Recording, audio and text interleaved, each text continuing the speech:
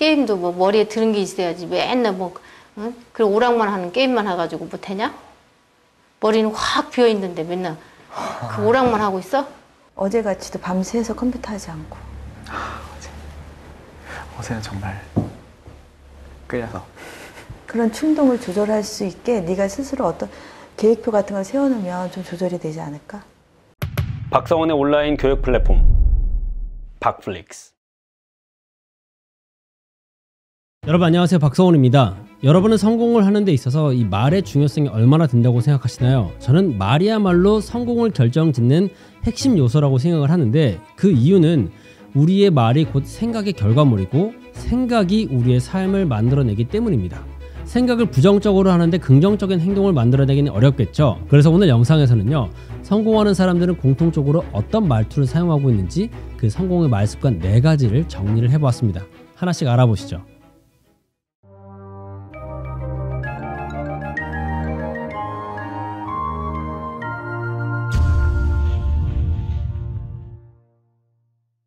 자, 첫 번째, 성공한 사람들은 덕분에라고 이야기하고 가난한 사람들은 때문에라고 이야기한다 인데요. 여러분, 성공하기 위해서, 내가 어떤 목표를 달성하기 위해서는 반드시 뭐가 필요하냐면 사람이 필요합니다.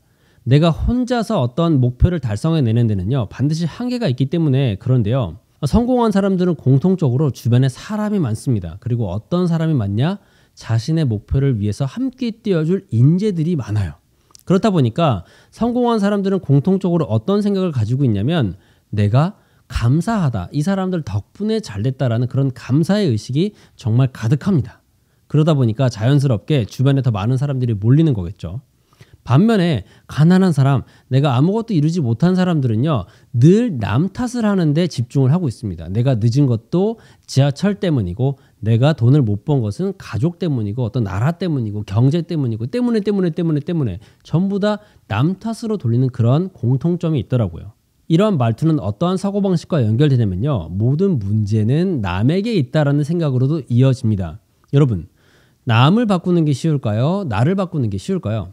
남을 바꾸는 것은 사실상 불가능에 가깝습니다. 내가 나를 바꾸는 게 쉽지, 남을 바꾸는 거는 너무너무 어려운 일이에요. 그 사람의 모든 생각을 알 수도 없고 사정을 알 수도 없기 때문이죠. 근데 문제가 남으로부터 시작됐다라는 사고방식을 가지게 되면, 그렇기 때문에 언제나 패배의식에 젖어 있을 수밖에 없습니다. 반면에 문제가 나로부터 시작됐다라는 생각을 가지고 있으면 나만 바꾸면 되니까, 내가 내 삶과 생각과 행동을 바꾸면 되니까 훨씬 더 쉽겠죠. 그래서 누구누구 때문에 라고 하는 타인의 문제를 돌리는 사고방식을 가진 사람은요, 성공하기가 어려운 겁니다.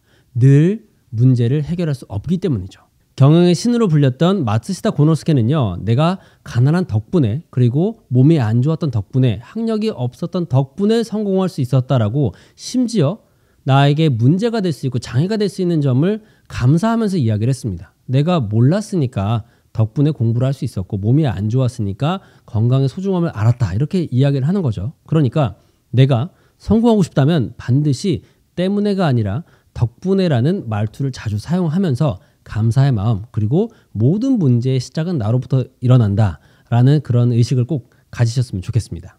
그리고 두 번째 성공의 말습관은요, 부자는 그럼에도 불구하고 된다라고 말하고, 빈자는 그래서 안 된다라고 말하는 겁니다. 제가 첫 번째 문제에 대해서 이야기를 했는데요, 사실 문제라고 하는 것은 어떻게 보면 골칫거리라고 생각할 수도 있지만, 사실 우리에게 돈을 벌어다 주는 핵심은 바로 문제입니다. 부자들은요, 문제를 해결함으로써 돈을 벌고, 그 문제 해결의 크기가 곧 내가 벌어들이는 돈의 크기가 되겠죠. 반면에 부자가 아닌 사람들, 그러니까 늘 실패하고 패배주의에 젖어 있고 가난한 사람들은요, 문제야말로 나의 발목을 잡는 골치의 근원이다라고 생각을 합니다. 그럼에도 불구하고 된다라고 생각하는 사람은요, 내가 문제가 생겼을 때 이 문제 때문에 안 된다가 아니라 어떻게 하면 이 문제를 해결해낼 수 있을까, 그리고 나아가서는 이런 문제를 가진 다른 사람들에게 어떻게 하면 도움을 줄 수 있을까까지 생각을 하게 됩니다. 그걸 발전시킨 게 뭐 서비스나 상품이 되겠죠. 반면에 빈자들은요, 문제가 생기면 그 문제를 찾아내는데 급급합니다. 나는 이래서 안 돼, 저래서 안 돼. 그러니까 첫 번째 내용과도 이어지는 내용이죠. 그럼에도 불구하고라는 말은 포기하지 않는 도전 정신을 의미하기도 합니다. 어떤 장벽이 딱 나타났을 때 그럼으로 인해서 내가 포기한다가 아니라 어떻게 하면 이것을 넘어갈 수 있나라는 그런 도전 정신, 포기하지 않는 그런 정신을 내세움으로써 한 단계 성장을 해나가는 사고방식 그리고 행동 양식과도 연결이 되어 있는 거죠. 반면에 그러니까 안 된다라고 말하는 사람들은 내가 할 수 있음에도 불구하고 스스로 그 가능성을 차단하는 그런 사고방식이라고도 할 수 있습니다. 유명한 예시가 있죠. 벼룩이 자기의 몸에 10배, 20배 되는 높이를 뛸 수 있음에도 불구하고 낮은 높이의 유리병을 딱 담아두면요. 자기가 한계를 느끼는 만큼만 뛰기 때문에 나중에는 이 병을 치워도 높이 뛸 수 있음에도 불구하고 못 뛴다라는 유명한 일화가 있잖아요. 내가 문제에 다다를 때마다 여기까지구나. 나는 이것밖에 안 되는구나. 그래서 안 되는구나라는 사고방식을 가지게 되면요. 내가 더 할 수 있음에도 불구하고 더 이상 나아가지 못하는 겁니다. 반면에 스스로 그런 유리천장을 깨버리고 나는 그럼에도 불구하고 할 거야. 나는 건강하지 않지만 그럼에도 불구하고 반드시 해낼 거야.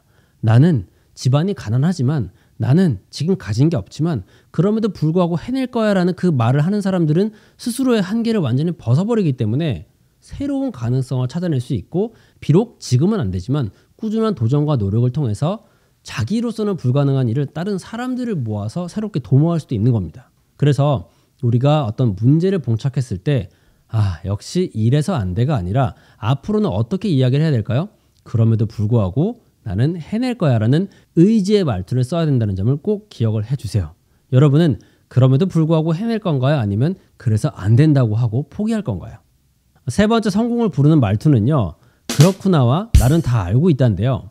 성공한 사람일수록 뭐에 목마르냐면 정보에 목마릅니다. 새로운 정보, 내가 아는 것이 힘이라는 사실을 아주 잘 알고 있기 때문에 늘 어디 가서 어떤 자세를 유지하냐면요.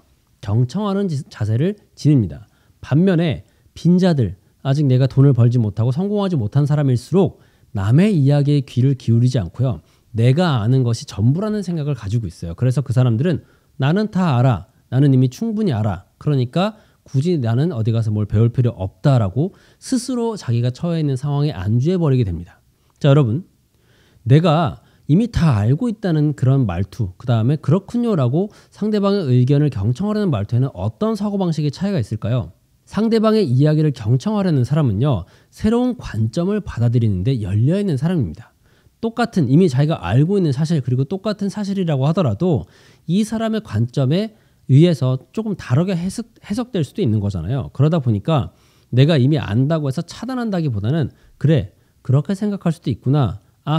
그래서 새로운 아이디어로 전환시킬 수가 있구나라는 그런 사고방식을 가질 수가 있지만 내가 이미 다 안다고 하는 사람은 자기가 아는 이야기가 나오는 순간 아니야 다 알고 있어. 그러니까 굳이 얘기 안 해도 돼 라고 새로운 아이디어를 얻을 수 있는 기회를 날려버리는 꼴이 됩니다.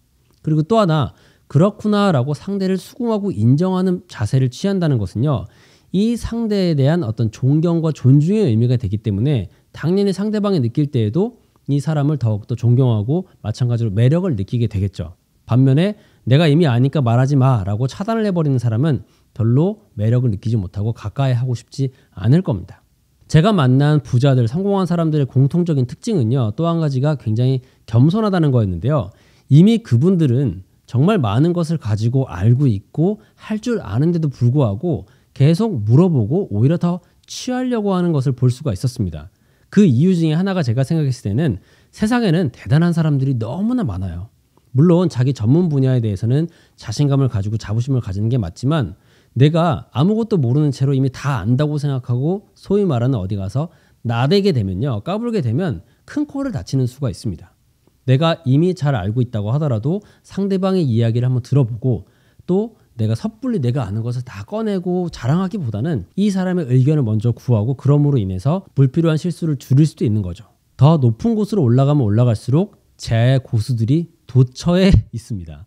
진짜 겉으로 봤을 때는 평범해 보이지만 알고 보면 대단하신 분들도 많고요. 그러다 보니까 내가 섣불리 안다고 어디 가서 이야기하는 것보다는 겸손함을 유지하면서 상대의 의견을 경청하는 것은 본의 아니게 새로운 인맥을 만들고 이 사람으로부터 그러니까 대단한 사람들로부터 인정받을 수 있는 하나의 계기가 되기도 합니다. 그러니까 중요한 건 뭐냐면요. 나는 이미 다 알고 있다. 그러니까 상대방의 의견이 필요 없다라는 의식이 아니라 더 많은 사람들의 이야기를 듣고 수용해서 내 것으로 만들고 싶다라는 그런 열린 의식을 가지는 게 중요하다는 말이었습니다. 이어서 네 번째로 성공하는 사람들의 공통적인 말투는 뭐냐면요. 그렇다면 이렇게 해보는 건 어떨까입니다. 반면에 가난한 사람들은 어떻게 얘기하냐면 그러니까 내가 안 된다고 했잖아 라고 다그치는 말투를 쓰는데요. 한 번은 제가 유튜브에서 이런 영상을 본 적이 있습니다. 상위권의 학업 성적을 가진 자녀와 부모의 대화, 그리고 반대로 비교해서 하위권의 성적을 가진 자녀와 부모의 대화를 본 적이 있는데 이 두 그룹 간의 대화에는 상당히 큰 차이점이 있었습니다. 먼저 하위권의 성적을 거두고 있는 자녀의 이제 부모와 자녀의 대화를 보면요. 공통적으로 두드러지는 특징이 모욕, 조롱, 스트레스, 분노, 짜증, 싸움 걸기 이런 것들이 있었고요. 반대로 공부를 잘하는 학생과 부모의 대화 속에는 어떤 게 있었냐면 인정, 이해, 수긍, 칭찬, 중립 이런 내용들이 있었습니다. 자, 그렇다면 성공한 사람들이 주로 쓰는 이 말투, 그렇다면 이렇게 해보는 건 어떨까요? 라는 말에는 어떠한 사고방식이 담겨 있는 걸까요? 먼저 누구나 이야기를 하다 보면은 어떤 상대방과의 마찰이 생길 수가 있습니다. 동의하지 않는 내용이 생길 수가 있죠. 이럴 때 성공한 사람들은 어떤 식으로 대응을 하냐면 그건 틀렸어 라고 문제를 지적하거나 다그치는 게 아니라 그래요, 그럴 수도 있죠 라고 먼저 상대를 인정하고 수긍을 해준 뒤에 그 다음에 자신의 어떤 의견을 근거와 함께 제안합니다. 강요하는 게 아니라 제안하는 거죠. 그래요, 그럴 수도 있죠. 그런데 이렇게 해보는 것은 어떨까요? 반면에 아까 그 대화에서 봤을 때, 그러니까 부모와 자녀가 좀 다투듯이 이야기하는 경우에는요, 문제를 찾아내서 꼭 다그치는 투로 말을 하게 됩니다. 그러니까 너는 머리도 비었는데 왜 그렇게 게임만 하고 앉아있니? 상대방이 취약한 점을 꺼내서 일부러 고통스럽게 만들고 그걸로 모욕감이나 어떤 상처를 주게 되는 거죠. 게임도 뭐 머리에 드는 게 있어야지 맨날 뭐 그 오락만 하는 게임만 해가지고 못하냐? 머리는 확 비어있는데 맨날 그 오락만 하고 있어?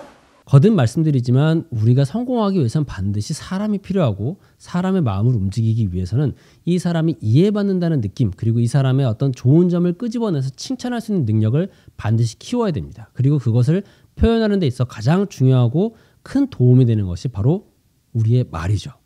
내가 상대방의 문제점이 있다고 하더라도 그것을 그러니까 너 왜 그랬어? 이 멍청한 놈아. 이런 식으로 상대방의 인격을 끌어내리면서 문제를 끄집어내는 게 아니라 그래, 그럴 수도 있지. 아니면 어떤 사정이 있을 수도 있지. 먼저 이해하고 수긍하면서 이 사람한테 새로운 방향성을 제안한다면 상대방은 분명히 그 문제점을 스스로 인식을 하면서 더 나은 노력을 위한 동력을 얻을 수도 있는 겁니다. 어제같이도 밤새서 컴퓨터 하지 않고. 어제는 정말 끌려서. 그런 충동을 조절할 수 있게 네가 스스로 어떤 계획표 같은 걸 세워놓으면 좀 조절이 되지 않을까? 여러분은 상대방과 어떤 갈등이 생기고 문제가 생겼을 때 어떻게 대처하시나요? 그리고 어떻게 표현하나요? 상대방의 문제를 끄집어내서 이 사람에게 모욕감을 주는 게 아니라 그러한 것들을 잘 이해하면서 새로운 제안을 한다면 분명히 상대방도 여러분을 더욱더 존중하고 따르고자 할 겁니다. 말이라고 하는 것은 생각의 부산물입니다. 내가 가지고 있는 생각이 결국 말로 나오는 것이기 때문에 반대로 이야기하면 내가 하는 말이 내 생각에도 영향을 미친다는 건데요. 오늘 여러분께 알려드린 4가지 성공의 말투를 일상에서도 활용을 하셔서 여러분의 사고 구조를 바꾸고 또 나아가서 원하는 것을 얻으시길 바라겠습니다. 오늘 여러분께 말씀드린 내용과 관련해서 더 다채로운 예시 그리고 깊은 내용을 다루는 온라인 강의가 제 온라인 교육 플랫폼 박플릭스에 업로드가 되어 있습니다. 자세한 내용은요, 여기 아래 더보기란에 남겨놓을 테니까 확인해 보시고요. 그럼 저는 또 다음 영상에서 여러분의 삶의 가치를 더하는 유익한 콘텐츠를 들고 찾아오도록 하겠습니다. 고맙습니다.